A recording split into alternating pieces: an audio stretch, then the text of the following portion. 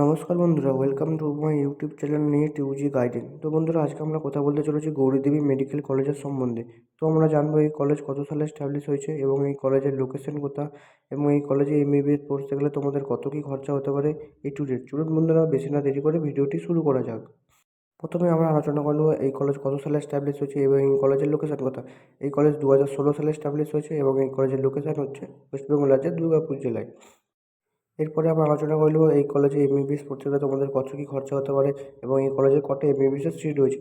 এই কলেজে 200টি এমবিবিএসের সিট রয়েছে, যার মধ্যে স্টেট কোটায় রয়েছে 67টি, ম্যানেজমেন্ট কোটায় রয়েছে 103টি এবং এনআরআই কোটায় 30টি।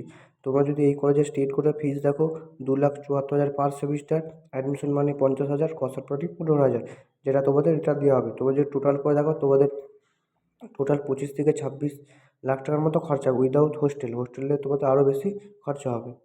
তোমরা যদি এই কলেজের ম্যানেজমেন্ট কোটার ফিস দেখো, ম্যানেজমেন্ট কোটার ফিস হচ্ছে 10,94,000 পার সেমিস্টার, অ্যাডমিশন মানি 50,000, কস্ট মানি 15,000, যেটা তোমাদের রিটার্ন দেওয়া হবে। তোমরা যদি টোটাল করে দেখো তোমাদের টোটাল 98 থেকে 99 লাখ টাকা খরচা হবে উইদাউট হোস্টেলে তোমাদের আরও বেশি খরচা হবে। তোমরা যদি এই কলেজে ইঞ্জিনিয়ারিং কলেজের বাজেট দেখো, ইঞ্জিনিয়ারিং কলেজের বাজেট রয়েছে 1.5 কোটি টাকা।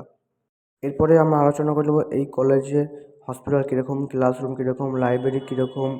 তোমরা যদি এই কলেজে লাইব্রেরি দেখো, অনেক উন্নত মানের লাইব্রেরি রয়েছে। তোমরা যদি এই কলেজের ক্লাসরুম দেখো, অনেক উন্নত মানের ক্লাসরুম রয়েছে। তোমরা যদি এই কলেজের হসপিটাল দেখো, এই কলেজের হসপিটাল 700 বেডের হসপিটাল রয়েছে এবং এই কলেজে তোমরা যদি বহু পেশেন্ট যাতায়াত করে, তোমরা যদি এই কলেজে অ্যাডমিশন নিতে চাও তো নিতে পারো।